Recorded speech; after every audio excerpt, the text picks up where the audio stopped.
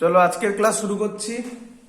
তো আজকে আমরা যেটা করব সেটা হচ্ছে অ্যাটমস অ্যান্ড নিউক্লিয়াই। ঠিক আছে, তো ম্যাক্সিমামটাই তোমরা কেমিস্ট্রিতে করেছো। দেখো ফিজিক্সে কিভাবে আমরা আইডিয়াগুলোকে দিচ্ছি। হেডিং দাও অ্যাটমস অ্যান্ড নিউক্লিয়াই।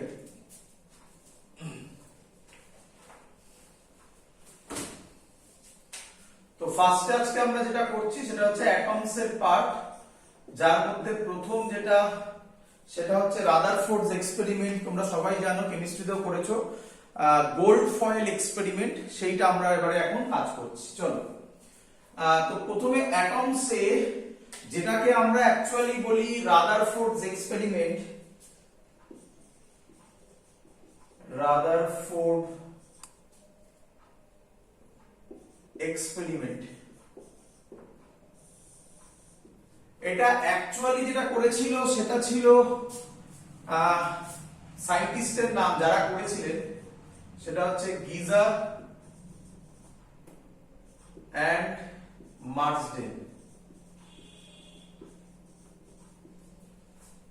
তো অ্যাকচুয়ালি সায়েন্টিস্ট হচ্ছে গিজার আর মার্সডেন। এরা এই এক্সপেরিমেন্টটা করেছিল রাদারফোর্ড বলার জন্য। রাদারফোর্ড বলার পরে তারপরে তারা এক্সপেরিমেন্টটা করেছিল। এরা এর স্টুডেন্ট ছিল রাদারফোর্ডসের। তো এক্সপেরিমেন্টটার নাম তোমরা সবাই জানো, গোল্ড ফয়েল এক্সপেরিমেন্ট। কি ছিল তাতে সেটা এবার করছি। তার প্রথমে বেসিক ডায়াগ্রাম আঁকছি। বেসিক ডায়াগ্রাম হচ্ছে একটা হচ্ছে এটা রেডিও অ্যাক্টিভ নিউক্লিয়াস ছিল। এটা হচ্ছে লিখে দিচ্ছি আমি, রেডিও অ্যাক্টিভ নিউক্লিয়াস। এক্সাম্পল হিসাবে ভাবতে পারো, অনেক কিছু ভাবা যায়, বিসমাথ ভাবতে পারো। চলো, ক্লিয়ার সবার এত অবধি? চলো, গল্প ম্যাক্সিমামটাই গল্প, কিছু ক্যালকুলেশন আছে দেখবে, ম্যাক্সিমামটাই গল্প। থিওরিটিক্যাল কোশ্চেন প্রচুর আসে, বাট কিছু সুন্দর সুন্দর অঙ্কও করতে পারবে আজকে। এখান থেকে কি বেরোচ্ছে? Alpha particle. কি বেরোচ্ছে? Alpha particle. Alpha alpha particle. আচ্ছা, প্রথম কোশ্চেন এবারে, স্যার আলফা পার্টিকেল কি? আলফা পার্টিকেল হচ্ছে double ionized helium. Double ionized helium He plus দিয়ে, সরি He প্লাস প্লাস দিয়ে তুমি তাকে ডিনোট করো। এর মধ্যে একটা হিলিয়ামের মধ্যে, হিলিয়ামের নিউক্লিয়াস, তোমরা ভাবো হিলিয়ামের নিউক্লিয়াসের মধ্যে কটা প্রোটন আছে? বা ছেড়ে দাও ছেড়ে দাও ছেড়ে দাও, বলো আমাকে এমনি হিলিয়ামের কটা ইলেকট্রন আছে? দুটো। তাহলে অবভিয়াসলি কটা প্রোটন আছে? দুটো প্রোটন, দুটো নিউট্রন। নিউক্লিয়াসের মধ্যেকার কথা বলছি, নিউক্লিয়াসের মধ্যেকার কথা বলছি। He প্লাস প্লাস, তার মানে আমি বলতে পারি তার যে দুটো ইলেকট্রন ছিল সেই ইলেকট্রন গুলো বেরিয়ে গেছে, হ্যাঁ কি নয়? তাহলে অবভিয়াসলি আলফা পার্টিকেল নিয়ে যেটার কথা হচ্ছে, সেই আলফা পার্টিকেলটার কিছুই না, একটা পজিটিভ চার্জ পার্টিকেল। ক্লিয়ার? চলো, তাহলে আমাকে বলো আলফা পার্টিকেল মানে হচ্ছে ডাবল আয়োনাইজড হিলিয়াম পার্টিকেল, মানে এর চার্জ হচ্ছে দুটো প্রোটনের charge plus 2e। Clear? Clear? আর এর মাস হচ্ছে, এগুলো আমরা করেছিলাম আগের ইয়েতে, অঙ্ক করতে করেছিলাম। তাই হোক, এখানে যেহেতু এগুলো নিয়ে খুব বেশি কথা হবে তাই বারবার বলছি, মাস হবে দুটো প্রোটন দুটো নিউট্রন, তাহলে এটাকে বলে 4 AMU। তোমাদের সবার আশা করি আইডিয়া আছে what is AMU, atomic mass unit. একটা কার্বন 12 এর 1/12 পার্ট, তাই তো? জানা তো? তো আমাদের ওগুলো আর অত দরকার নেই, অত ডিটেলসে। আমাদের শুধু এটুকুনি জানলেই চলবে যে ওর মাস হচ্ছে 4 AMU আর চার্জ হচ্ছে গিয়ে 2e। এটাকে বলা হয় আলফা পার্টিকেল। আচ্ছা, এখান থেকে যে আলফা পার্টিকেলটা রিলিজ হবে, ভালো করে ভাবো, এখান থেকে যে আলফা পার্টিকেলটা রিলিজ হবে সেই আলফা পার্টিকেল চারিদিকে যাবে। এরকম যেতে পারে, আপনি কেন এরকম আঁকলেন? এরকম যেতে পারে, এরকম যেতে পারে, চারিদিকে যাবে, হ্যাঁ কি নয়? ছড়িয়ে যাবে। আমি চাই এ যাতে না ছড়াক, কি বললাম, এ যাতে না ছড়িয়ে পড়ে, তাহলে তার জন্য আমি কি করলাম, এখানে এগুলোকে বলা হয় কলিমিটার। একটু দূরে আঁকছি, এখানে আর জায়গা নেই কারণ আলফা পার্টিকেল লিখে ফেলেছি এখানে, এইখানে আঁকছি, এটাকে বলা হয় কলিমিটার। কি বললাম এদের নাম কলিমিটার। কলিমিটার মানে কি লিখে দিচ্ছি, আমি নিচে লিখছি কলিমিটার। এক্সাম্পল কি, লেড ভাবতে পারো, টিবি মানে লেড ব্লক ভাবতে পারো। কি করে লেড ব্লক বুঝে নাও, একদম সহজ জিনিস। মানে এখান থেকে এদিকে যে হিলিয়াম পার্টিকেল গুলো যায়, সরি আলফা পার্টিকেল গুলো যাচ্ছে, সেগুলো এর গায়ে পড়লে এই লেড ব্লক এগুলোকে, এই আলফা পার্টিকেল গুলোকে অ্যাবজর্ব করে নেবে। তাহলে অবভিয়াসলি এখান থেকে এদিকে যেগুলো যাবে সেগুলো সব অ্যাবজর্ব হয়ে যাবে, পড়ে থাকবে শুধুমাত্র এর মধ্য দিয়ে যে কটা আলফা পার্টিকেল যাবে। বলো বুঝলে কি না? তাই এটাকে একসাথে একটা কলিমেট, একটা বিম করে দিচ্ছে, তাই এর নাম কলিমিটার। ক্লিয়ার? আচ্ছা, এবার কি, এবার এখানে এটা মুছে দিলাম, আলফা পার্টিকেল সবার ক্লিয়ার হয়ে গেছে আশা করি। আলফা পার্টিকেল মানে helium, doubly ionized helium particle, charge 2e, mass 4 mu, দুটো প্রোটন দুটো নিউট্রন নিউক্লিয়াসের ভেতর, মুছে দিলাম। এবার এখানে কি করেছে, এখানে একটা গোল্ড ফয়েল লিখেছে। কি বললাম? Gold foil. আচ্ছা, প্রথম কথা এক্সপেরিমেন্ট যখন করেছে, আমরা তো পড়ছি এক্সপেরিমেন্টের কনক্লুশন, আর এরা সারা জীবন ধরেই প্রায় এক্সপেরিমেন্টটা করেছে। তো প্রচুর অ্যাটম নিয়ে তারা কাজ করেছে, কখনো সিলভার আর অনেক কিছু নিয়ে কাজ করেছে, বাট যেটাতে ভালো দেখা গেছে সেটাই আমরা শুধুমাত্র করছি, তাই গোল্ড ইউজ করা হয়েছে। ক্লিয়ার? মানে বাকিগুলোতেও হয়েছে, বাট তাতে এত ভালো অবজারভেশন করা যায়নি যেটা কিনা গোল্ডে করা গেছে, দ্যাটস ওয়াই গোল্ড পড়ানো হচ্ছে। বাট গোল্ড ফয়েল, ফয়েল মানে কি আমরা সবাই জানি যে আমরা যখন বাইরে যাই খাবার দাবার নিয়ে যাই ফয়েলে করে, অ্যালুমিনিয়াম ফয়েল, হ্যাঁ কি নয়? দেখেছো তোমরা বাজারে কিনতে পাওয়া যায়, মানে যেটা একটা তো আছে বাক্স হিসাবে বিক্রি হয় অ্যালুমিনিয়াম ফয়েল, সেটা বলছি না, বাজারে দেখবে বিক্রি হয় ওই এরকম একটা কাগজের মতো মোড়া থাকে, এরকম ভাবে রোল করা থাকে অ্যালুমিনিয়াম ফয়েল, সেটা বার করে ছিঁড়ে দেয়। তাহলে ফয়েল কথাটার মানে যাদেরকে একদম প্লেন শীটের মতো করা যায়। এটাই তো রিজন যে গোল্ড থেকে কেন আমরা গয়নাগাটি করি। তো গোল্ড ফয়েল ইউজ করেছে। আচ্ছা, এর থিকনেস কি হয়? এর থিকনেস ছিল রাফলি 10⁻⁻7 মিটার। রাফ বলছি, একটা ভ্যালু বলছি, অবভিয়াসলি এর একটা রেঞ্জ ছিল, বাট 10⁻⁻7 মিটারের কাছাকাছি, মানে মাইক্রো থেকেও ছোট, হ্যাঁ কি নয়? এর মানে কি, কেন কেন আপনার এত থিন প্লেট ইউজ করা হলো, থিন ফয়েল ইউজ করা হলো, কেন মোটা শীট ইউজ করলে কি প্রবলেম হতো? অ্যান্সার, উনি চেয়েছেন এখানে যে গোল্ড ফয়েলটা থাকবে, মানে যে গোল্ডের অ্যাটম গুলো থাকবে, তার একটাই লেয়ার হোক, বোঝার চেষ্টা করো, একটাই লেয়ার হোক, মানে এরকম ভাবে থাকবে। যদি এটা মোটা হতো তাহলে এর অনেক লেয়ার থাকতো, হ্যাঁ কি নয়? এরকম আরো থাকতো, অনেক থাকতো। তো উনি সেটা চাননি, উনি চেয়েছে এর একটাই মাত্র লেয়ার হোক, দ্যাটস ওয়াই এটা মুছে দিলাম। তাই এর থিকনেস কত হলে একটা লেয়ার দেখা যায়? রাফলি 10⁻⁻6 থেকে 10⁻⁸, বাট আমরা জেনারেলটা হলাম 10⁻⁷ মিটার। বলো সেটা ক্লিয়ার সবার কাছে? চলো ভালো করে বোঝো, একদম গল্পের মতো করে বলছি, ভালো করে বোঝো। এরপরে এইখানে ইনি একটা স্ক্রিন রেখেছেন, এইখানে এরকম ভাবে একটা স্ক্রিন রেখেছেন। কি screen? Zinc sulphide screen, ZNS, zinc sulphide screen, ফসফেটও হয়। যাই এর মানে কি, এটার কাজ কি? এর মানে হচ্ছে যখন এখান থেকে যদি স্ক্রিনের ওপর কোনো আলফা পার্টিকেল পড়ে তাহলে সেখানে লাইট জ্বলবে। কিরকম লাইট আমি তোমাকে বলে দিতে পারি, এক্সাম্পল দিতে পারি, একটা খুব সহজ এক্সাম্পল। দেখেছো হসপিটালে ভর্তি হলে তাতে দেখেছো একটা স্ক্রিনের মধ্যে একটা এরকম সবুজ সবুজ সবুজ সবুজ লাইন যায়, দেখতে পেয়েছো? বুঝতে পারছো কি বলছি? ওটাকেই বলা হয় জিঙ্ক সালফাইড স্ক্রিন। মানে ইলেকট্রন এসে ওখানে স্ট্রাইক করলে ওখানে এরকম ডট তৈরি হয়, আলোর একটা ডট তৈরি হয়, অনেকগুলো একসাথে পরপর পরপর করলে ওরকম একটা লাইনের মতো আসে। এটাই হলো জিঙ্ক সালফাইড স্ক্রিন। তাহলে এখান থেকে যখন এসে স্ক্রিনে ধাক্কা খাবে, কোনখানে ধাক্কা খাচ্ছে সেটা আমরা বুঝতে পারবো।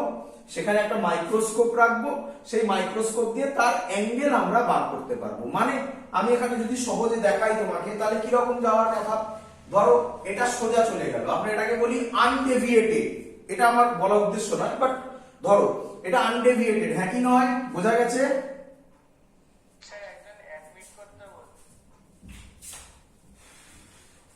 আচ্ছা ওটা বোঝা গেছে, আনডেভিয়েটেডটা বোঝা গেছে। চলো আর কিছু এরকম যাবে, অনেক দিকে যেতে পারে, আমার জানা নেই কোন দিকে যাবে, অনেক দিকে যেতে পারে। ধরলাম একটা এরকম গেল, তাহলে এই অ্যাঙ্গেলটাকে বলা হচ্ছে angle of deviation, angle of deflection,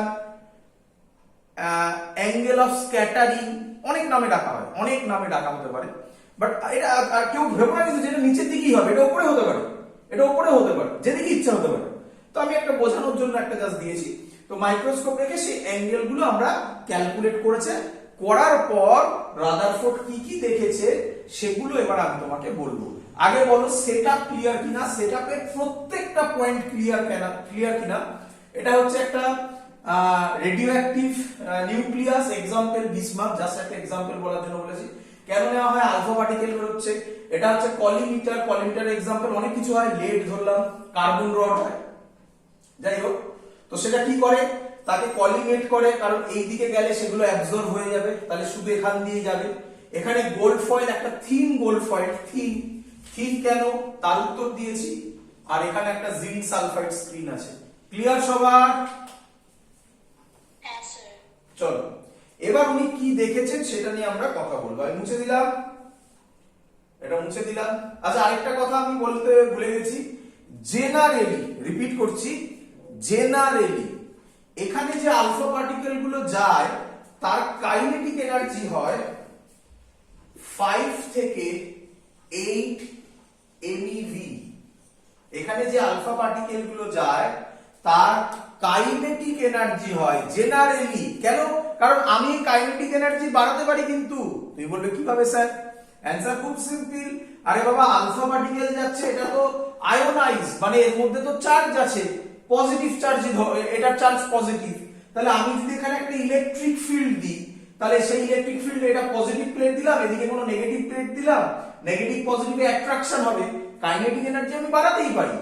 but আমি সেই বাড়ানোর কথা বলছি না, ন্যাচারালি জেনারেলি এই আলফা পার্টিকেল গুলোর এনার্জি হয় 5 থেকে 8 MeV। আচ্ছা একটা কথা বলার দরকার আছে, ইভি তো তোমরা সবাই জানো, 1 ইলেকট্রন, সরি ইভি মানে হচ্ছে ইলেকট্রন ভোল্ট। 1 ইলেকট্রন ভোল্ট মানে হচ্ছে 1.6 ইনটু 10⁻⁻19 জুল।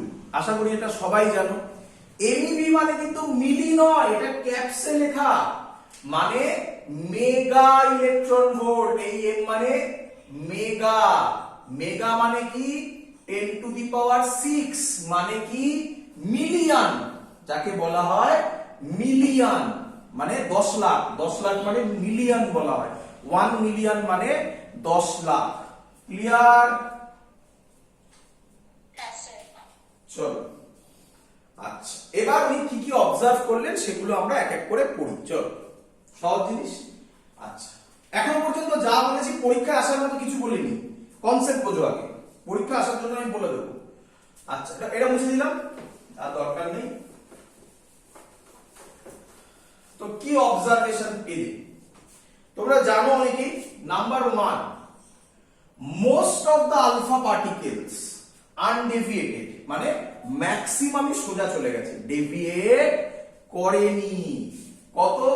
রাফলি বলছে 98.8%, রাফলি 98.8%, sorry 99.8% moves undeviated। আমি একটা একটা করে কথা বলছি, এগুলো হচ্ছে অবজারভেশন, হ্যাঁ যেগুলো বলছি এগুলো অবজারভেশন। এরপরে আমরা কনক্লুশন লিখবো, ঠিক আছে?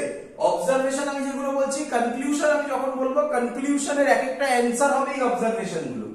তো তখন কিন্তু আর আমি অবজারভেশন গুলো লেখাবো না, যখন এখন তোমরা নোট বানাচ্ছ সেগুলো লিখে নেবে। আমি যখন কনক্লুশন বলবো তখন অবজারভেশন গুলো বলতে বলতে যাবো, ওগুলো হচ্ছে একটা রিজন। পরীক্ষায় কনক্লুশন লিখতে দিতে পারে যে write down the conclusion for Rutherford's experiment and its reason, তখন এই রিজন গুলোকে আমরা অ্যাড করব। চলো ক্লিয়ার এত অবধি?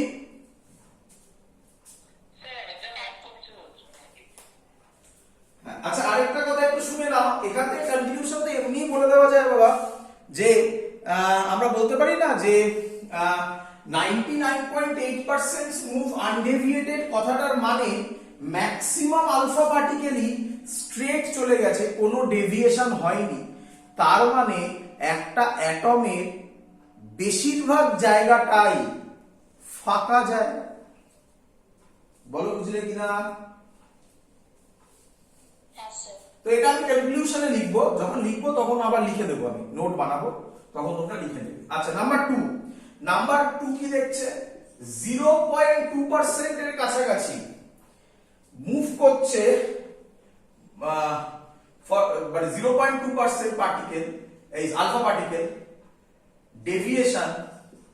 ডেভিয়েশন রাফলি 1 ডিগ্রি, জাস্ট 1 ডিগ্রি ডেভিয়েট করেছে, 1 ডিগ্রি ডেভিয়েট করেছে। ক্লিয়ার? এগুলো অবজারভেশন, এগুলো কি বলবো কেন হচ্ছে, যখন কনক্লুশন বলবো তখন এগুলো অ্যানসার দেব, এগুলো অবজার্ভ করেছে। ক্লিয়ার? নাম্বার 3 কি দেখছে? আর তো পার্সেন্টেজে বলাই যায় না, পার্সেন্টেজে বলাই যায় না। এবার কি বলে? বলছে যে 1 in 10,000, মানে 10,000 এর মধ্যে একটা, কি 10,000, 1 in 10,000 deviated through 90 ডিগ্রি।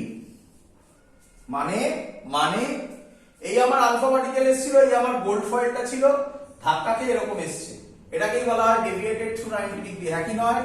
দেখিয়ে দিই একটুখানি, এটাকে বলা হয় আনডেভিয়েটেড, ডট ডট দিয়ে যেটা দেখালাম। আর একটা 1 ডিগ্রি মুভ করেছে, 1 ডিগ্রি মানে কইটুকুনি দেখাবো, এটা হচ্ছে 1 ডিগ্রি, তাও বেশি দেখিয়ে ফেলেছি আমি। তো ভাবো। ক্লিয়ার? আচ্ছা নাম্বার 4 কি? আরো বেশি 1 in 10 lakh। 10 লাখ মানে কত? সেখানে এক্ষুনি 1 মিলিয়ন বা 10⁶ নাকি? এই ডেটাগুলো দেওয়া হচ্ছে মনে রাখার জন্য, সহজে মনে রাখার জন্য। 10,000 এ একজন, 10 লাখে একজন, এইভাবে 10 লাখে একটা ডেভিয়েটেড থ্রু 180 ডিগ্রি। বলো এত অবধি ক্লিয়ার কিনা? আচ্ছা আচ্ছা, আমরা যখন কোনো এক্সপেরিমেন্ট করি, ভাবো একটুখানি, আমরা যখন কোনো এক্সপেরিমেন্ট করি আমরা কার উপর জোর দিই? কোন মানে সব ডেটার উপর জোর দিই নাকি মেজরিটি ডেটার উপর জোর দিই?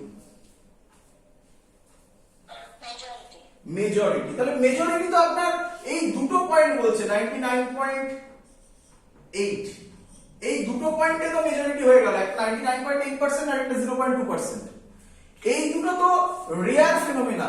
তো উনি কিন্তু একবার করেই এইসব অ্যান্সারে আসেননি, বারবার করেছেন, প্রচুর কিছু দিয়ে করেছেন, তারপরে দেখা যাচ্ছে যে এরকম একটা জিনিস হচ্ছে 3 আর 4 পয়েন্ট। ক্লিয়ার? চলো এবার ফর্মুলা দিচ্ছি একটা, এসএলআরতে আছে, অনেক বইতে নেই, শিখে নাও, সহজ জিনিস শিখে নাও। কি উনি একটা অ্যাপ্রক্সিমেটেড ফর্মুলা দিলেন। আচ্ছা তার আগে একটা গ্রাফ করলো। কি গ্রাফ সেটা বুঝো। গ্রাফ করলো এই বরাবর এন, এন মানে তোমরা লিখে নেবে নাম্বার অফ অ্যাটমস, আর এই বরাবর হচ্ছে থিটা। এটা 0 ডিগ্রি, এটা থিটা ডিগ্রিতে নিচ্ছেন, ডিগ্রিতে নিচ্ছি কেন? বোঝাতে সুবিধা হবে, সব ডিগ্রি দিয়ে কথা বলেছেন। বললে কি তুমি করতে পারবে না? এগুলোকে তুমি রেডিয়ানে কনভার্ট করতে পারবে না? আরামসে পারবে। এটা পাই, এটা পাই বাই 2, 1 ডিগ্রিকে সেইভাবে করবে পাই বাই 180। তো দরকার নেই, ডিগ্রিতেই অ্যান্সার দিচ্ছি, কি যায় আসে। তো ডিগ্রিতে এটা 0 ডিগ্রি, রাফলি করছি। এটা 10 ডিগ্রি, এটা 20 ডিগ্রি, এরকম করে করে ডট ডট ডট আমি কত দেখাবো। এটা 180 ডিগ্রি। এত কি ক্লিয়ার? ভালো করে শুনবে, ভালো করে শুনবে। উনি যে ডেটাগুলো পেয়েছে সেই ডেটাগুলো আমি ডট করে দেখাবো। যে ডেটাগুলো পেয়েছেন, আচ্ছা সেটা আগে বলি। এইটা হচ্ছে রাফলি ধরে রাখো 10 টু দি পাওয়ার 6, এটা হচ্ছে 10 টু দি পাওয়ার 4, এটা হচ্ছে 10 টু দি পাওয়ার 2, এটা হচ্ছে 100, এটা হচ্ছে 50, এটা হচ্ছে 10, এরকম ধরো। এত ভ্যালু লিখতে হবে না, জাস্ট আইডিয়া দিচ্ছি, গ্রাফটা বুঝো।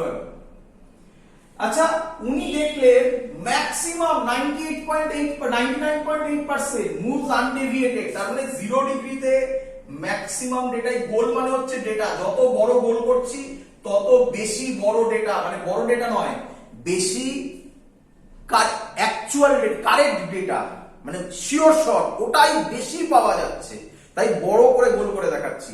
আরে ডেটা তো তুমি একটাই পাবে রে বাবা, কিন্তু এটা বড় করে দেখাচ্ছি। ক্লিয়ার? আচ্ছা 1 ডিগ্রি মানে গাই হবে। 1 ডিগ্রিতে উনি দেখছে খুব খারাপ নয়, অল্প আছে 0.2, হ্যাঁ 99.8 এর কাছে 0.2 কিছু নয়, কিন্তু খারাপ নয়, আছে তাও।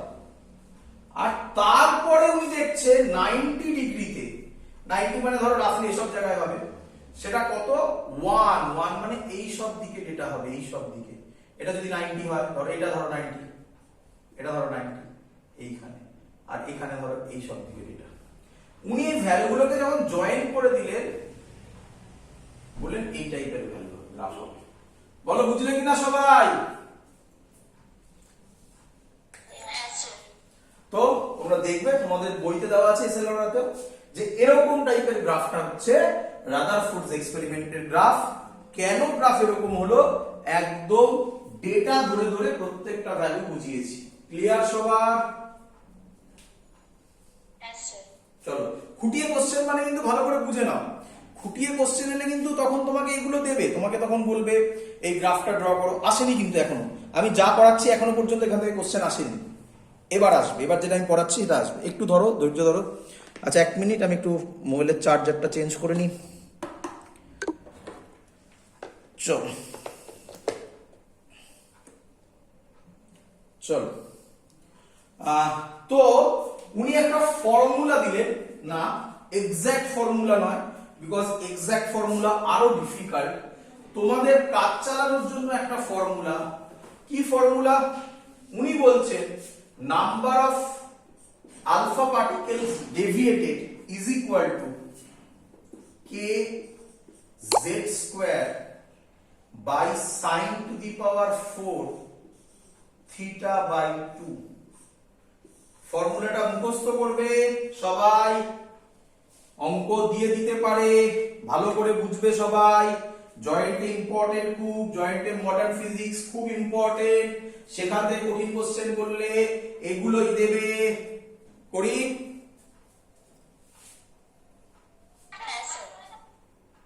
হ্যাঁ কেউ কিছু বললে? চলো তাহলে এর মধ্যে কে কি তোমরা সবাই জানো। কে হচ্ছে কনস্ট্যান্ট, কে হচ্ছে কনস্ট্যান্ট একটা। আচ্ছা জেড কি তোমরা জানো, অ্যাটমিক নাম্বার। আচ্ছা কার অ্যাটমিক নাম্বার, আমি এভাবে লিখে দিলাম অফ ফয়েল। আচ্ছা যারা যারা যারা যারা ভাবছো স্যার উনি তো গোল্ড দিয়ে করেছেন, আরে বললাম না আমি গোল্ড দিয়ে, কে বললো করেছেন, গোল্ড দিয়ে ওটা বেশি প্রমিনেন্ট দেখা গেছে, বাকি অনেক কিছুতে হয়েছে। তো নাম্বার অফ পার্টিকেলস, ভালো করে শুনবে, ইজ অলসো ডিপেন্ডস অন কি ফয়েল সেই এলিমেন্টের অ্যাটমিক নাম্বারের উপর। বলো বুঝলে কিনা, ক্লিয়ার? আর থিটা মানে তো সিম্পল, যেটা আমি দেখালাম ছবিটা আগে দেখিয়েছিলাম, স্ক্যাটারিং অ্যাঙ্গেল। আশা করি সবার মনে আছে স্ক্যাটারিং অ্যাঙ্গেল কিরকম ছিল, এরকম সোজা এসেছিল, একটা এরকম এসেছিল, এই অ্যাঙ্গেলটাকে থিটা দেখিয়েছিলাম। ক্লিয়ার? তো এখান থেকে যদি কোশ্চেন দেয় কিরকম কোশ্চেন আসতে পারে লিখে ফেলো। এখান থেকে কোশ্চেন যদি আসে, আমি কিন্তু আর অবজারভেশন ছিল না, এটা ছিল, হ্যাঁ এটা অবজারভেশন ছিল, এটা অবজারভেশন ছিল। এরপরে কনক্লুশনে কিন্তু এই পয়েন্টগুলো আমি ইউজ করব, আমি মুছে দিচ্ছি, তখন আমি রিজনগুলো মুখে করব, আমি আর লিখবো না কিন্তু। যাই হোক, এবার এখান থেকে অঙ্ক কি দিয়েছে, বলছে ইফ 1000 আলফা পার্টিকেল, একদম সহজ সবাই পারবে, করে ফেলো, আর ডেভিয়েটেড থ্রু 60 ডিগ্রি, আর ডেভিয়েটেড, ডেভিয়েশন স্ক্যাটারিং এক কথা, আর ডেভিয়েটেড থ্রু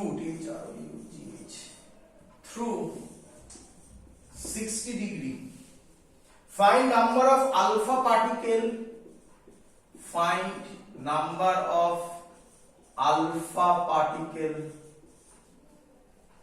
scattered বা deviated through 90 degree। চলো কোশ্চেন ক্লিয়ার? চলো কোশ্চেন করে ফেলি সলভ, একদম ইজি অঙ্ক দেখো। আচ্ছা এই অঙ্কটাতে বলেছে হাজারখানা আলফা পার্টিকেল 60 ডিগ্রিতে ডেভিয়েট করে, 90 ডিগ্রিতে কতগুলো আলফা পার্টিকেল ডেভিয়েট করবে, ভালো করে শুনবে বাবা। আচ্ছা অবভিয়াসলি এই অঙ্কে কোনো ডেটা নেই যে মানে ফয়েলটা মানে যেটা গোল্ড ছিল বা যাই হোক না কেন, সেই ফয়েলটা চেঞ্জ হয়েছে। তার মানে এই যে দেওয়া আছে 1000 খানা আলফা পার্টিকেল 60 ডিগ্রিতে ডেভিয়েট করে, এটা যে কোনো এলিমেন্টের হতে পারে,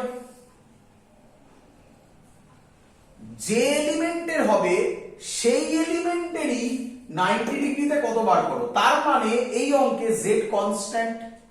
তাহলে অঙ্ক কিরকম হবে, আমি পরিষ্কার লিখতে পারি, এ মানে হচ্ছে 1000, এই ফর্মুলা ইউজ করছি, কে জেড স্কয়ার, আমি জানি না কে আর জেড স্কয়ার কি, sin to the power 4 theta by 2, theta কত 60, একেবারে করে দিলাম 30 ডিগ্রি। ক্লিয়ার? আমাকে বার করতে বলেছে 90 ডিগ্রিতে কতগুলো হবে, আমি নাম দিলাম n ড্যাশ, তার ভ্যালু হবে কে জেড স্কয়ার। এটা তো আশা করি সবার ক্লিয়ার, কে জেড স্কয়ার কনস্ট্যান্ট থাকবে, হ্যাঁ কি নয়? sin টু দি পাওয়ার 4 90 বলেছে, 90 বাই 2 মানে হবে 45 ডিগ্রি। কে জেড স্কয়ারের ভ্যালু এখান থেকে লেখা যায় 1000 into sin to the power 4 30, sin 30 মানে half, half into half into half into half, 4 বার, ডিভাইডেড বাই sin 45 ডিগ্রি তার to the power 4 1 by √2 1 by √2 1 by √2 1 by √2, 4 বার। ক্লিয়ার? 1 বাই √2 1 বাই √2 তে হাফ হয়, একটা হাফ কাটে, আবার 1 বাই √2 1 বাই √2 তে হাফ হয় আর একটা হাফ কাটে, তাহলে অ্যানসার 1000 বাই 4 মানে হচ্ছে 250। অঙ্ক সলভ। Clear idea? চলো তাহলে এখনো পর্যন্ত দেখবে ম্যাক্সিমাম জায়গা আমি বলে দিচ্ছি, স্কুল ফুলে যদি করায় এই জায়গাটাকে বাদ দিয়ে করিয়েছিল, এই জায়গাটা করবে। এটা শেখার জন্য ভয়ঙ্কর কিছু পড়াশোনার দরকার পড়ে না, একদম সিম্পল ফর্মুলা মনে রাখো, m is equal to kz square by sin to the power 4 theta by 2। Clear idea সবার? চলো নেক্সট এবার। আচ্ছা আবার ব্যাক করে যাও ওই ইয়েতে, কি বলে কি নাম, এক্সপেরিমেন্টটা। ওই এক্সপেরিমেন্টটায় কি ছিল, যে যে অবজারভেশন গুলো আমরা দেখেছিলাম, এবার কনক্লুশন। ইম্পর্টেন্ট, পরীক্ষায় এসেছিল কনক্লুশন লিখতে। Number 1 conclusion. Number 1, most part of the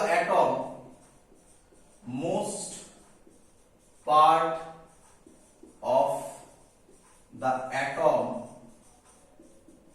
is empty। তুমি বলবে স্যার রিজন কি? আমি আর রিজন লিখছি না, কিরকম খানিকক্ষণ আগে লিখলাম, মুখে বলে দিচ্ছি।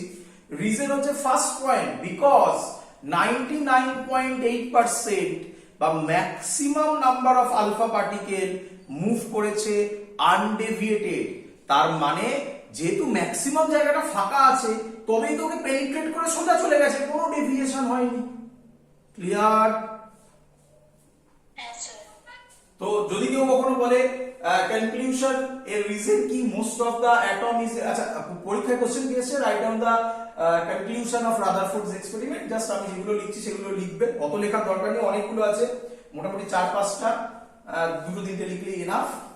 2 নম্বরের কোশ্চেন থাকবে। আচ্ছা পরীক্ষায় এভাবে কোশ্চেন আসেনি, আসতেই পারে, কি দিল, according to Rutherford experiment most part of the atom is empty. Why? তখন অবজারভেশনটাকে লিখতে হবে, because maximum number of alpha particle moves undeviated. Clear?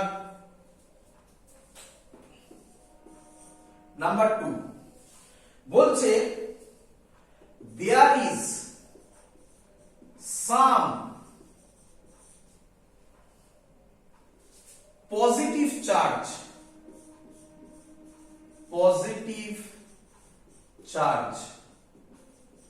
inside atom in a very small space। কি বলছে? কিছু পজিটিভ চার্জ আছে কিন্তু খুব ছোট জায়গাতে। অ্যান্সার কেন? ভালো করে বুঝো। দেখো ম্যাক্সিমাম আলফা পার্টিকেল আনডেভিয়েটেড বেরিয়ে গেছিল, সোজা চলে গেছিল।